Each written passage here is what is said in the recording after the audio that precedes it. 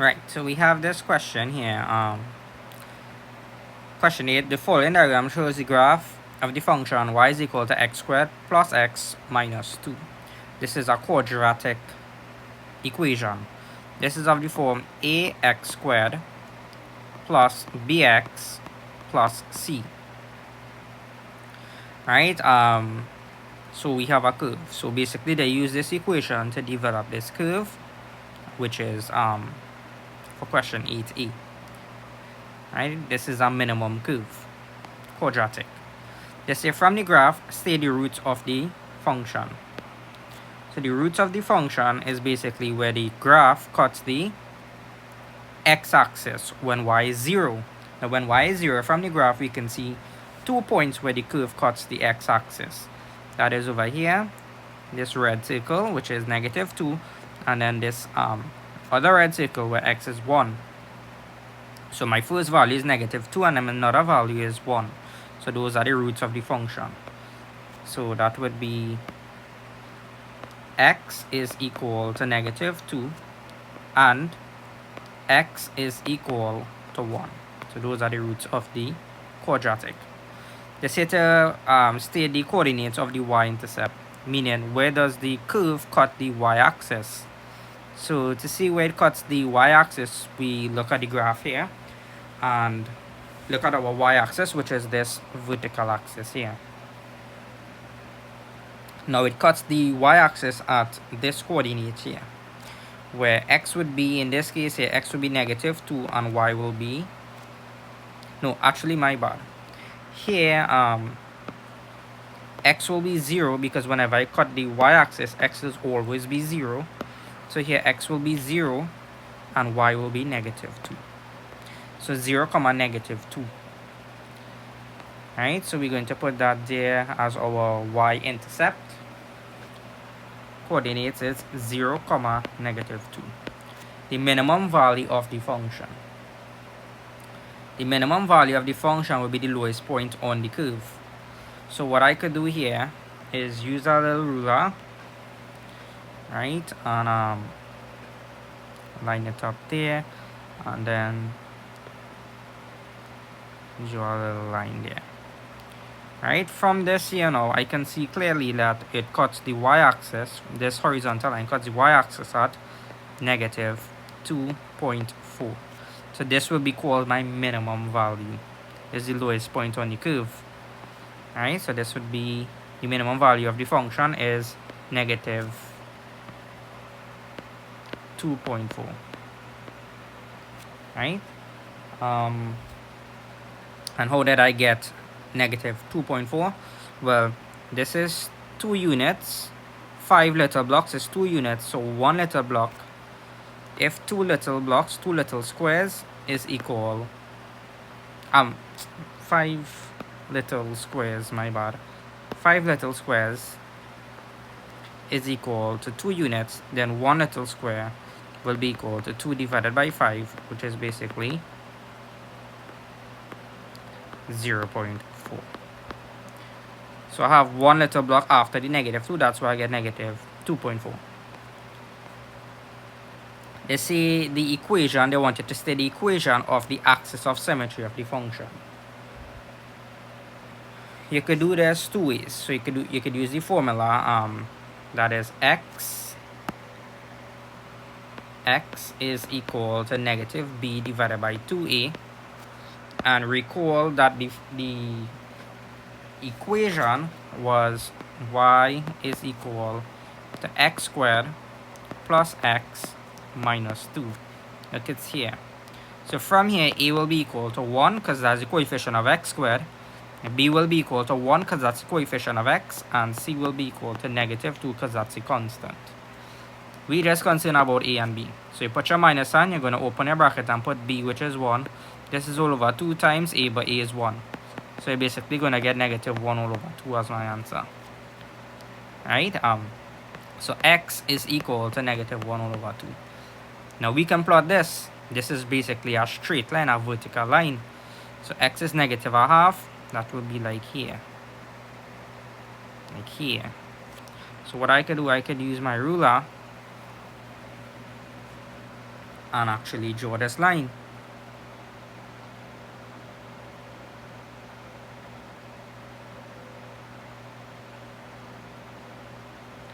Like so. Like that. So that is basically the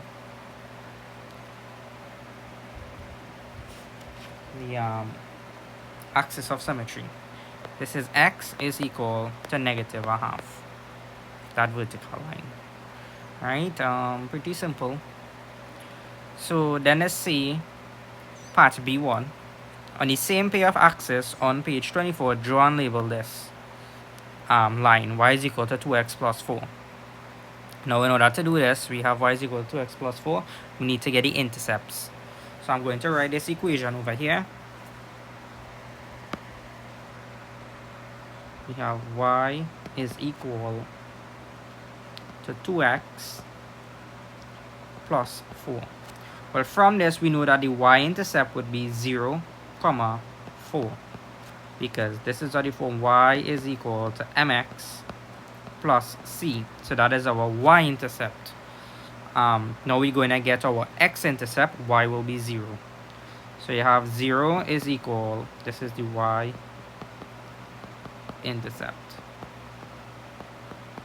So 0 is equal to 2x plus 4. So 2x would therefore be equal to negative 4. X will be equal to negative 2 because negative 4 divided by positive 2 is negative 2. So I'm going to get negative 2, 0. So I am going to put that here. Negative 2, 0. Well, that is this point here. Negative 2, 0. And then the other point would be 0, 4. X is 0 and y is 4. That is where it cuts the y-axis. And I'm going to use this to draw my straight line, passing through those 2 points there. Right?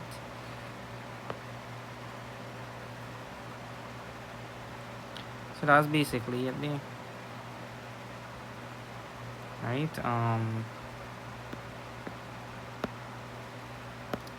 So this blue line is actually the equation.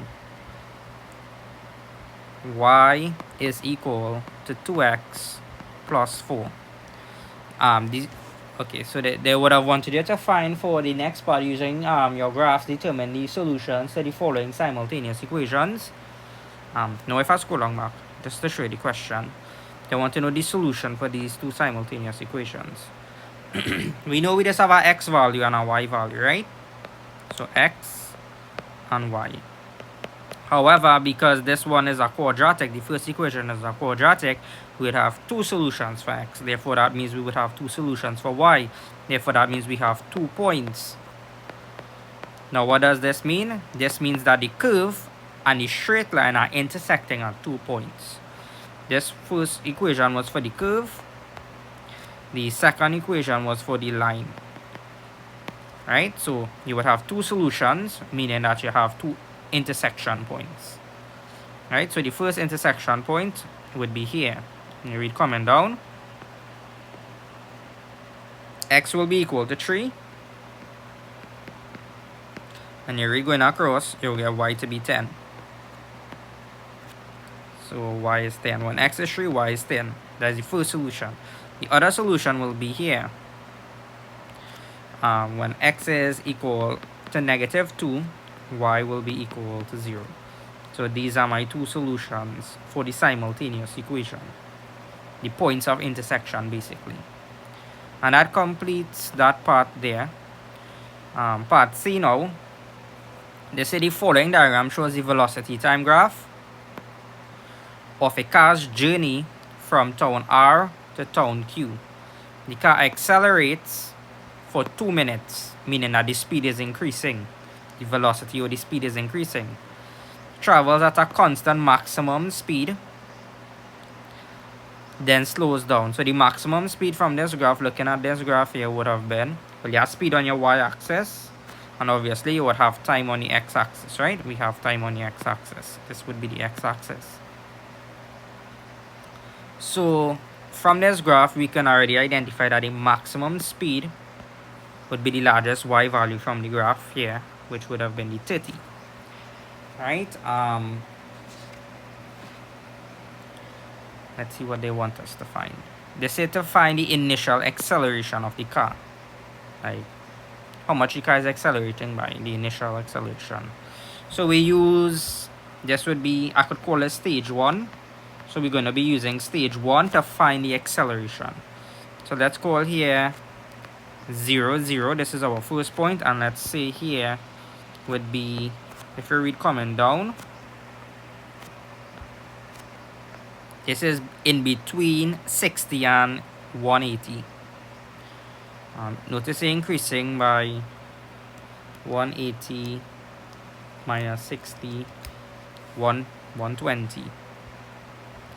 From here to here is 120. So you divide 120 by 2, you get 60. So that means that here would be 120. I increase by 60 again. Here would be 240. Increase by 60, you get the 300. Increase by 60, you get 360. Increase by 60, you get the 420. So you keep increasing. So 1 cm or 5 little squares is basically 60 seconds. So this point over here would simply be 120, and the y value will be 30. So the gradient, anytime you have a velocity time graph or a speed time graph, the gradient is equal to the acceleration. Right? In this case here, I use an a for acceleration, that will be y2 minus y1 all over x2 minus x1. So the first point will be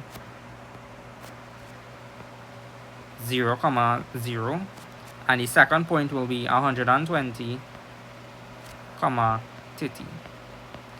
So the acceleration will therefore be y2, which is 30, minus y1, which is 0, all over x2, which is 120, minus, this is x1, x2, which is 120, minus x1, which is 0. So you can even label it. This would be x1, y1, and this would be x2, y2. So the acceleration will be 30 divided by 120.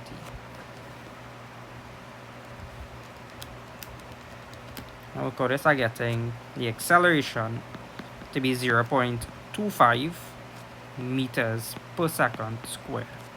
So that is my acceleration. Right? So the initial acceleration is a is equal to 0.25 meters per second squared.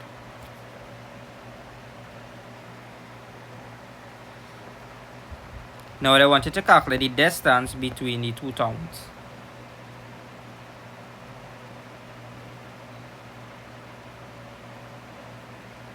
Right, so to calculate the distance from a speed time graph or a velocity time graph, you basically have to find the area underneath the graph. So you have to find the area below here. And this shape is called a trapezium. So how do we find the area of a trapezium? Well, I believe that formula is given, right? So we have trapezium of this form here. Let's say here is A, here is B, and this height here would be H. Then the area of the trapezium will be 1/2 times A plus B multiplied by the height, which is H. From this diagram here, the bottom length is from 0 to, here would be 780 plus 60, which is 840. So the bottom length is 0 to 840, so B would be equal to 840. The top length would be from, this was 120 going all the way to here, which is 660. Right, 660 minus 120 gives me 540. Right? Wait, is that so? No, my bad. See, I read it wrong. Here is that. Here is this. So your reading coming down here now. This would be 600. So it's now 600 minus the 120. 480. So here, the top length here, from this point to this point here, is 480. And the height of this trapezium is 0 to 30. So the height is 30. So I'm going to input those values there. So A is 480 and the height is 30. So the area of the trapezium is a half times A, which is 480, plus B, which is 840, multiplied by the height, which is 30. So when you work out this in your calculator, you will get 19,800, and the units will be meters.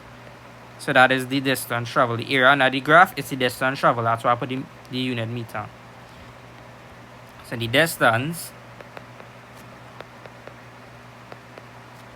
is equal to 19,800 meters. That is the answer there. Right, so you all will let me know if you all have any questions. That basically covers the question 8 in the 2025 paper, section 2.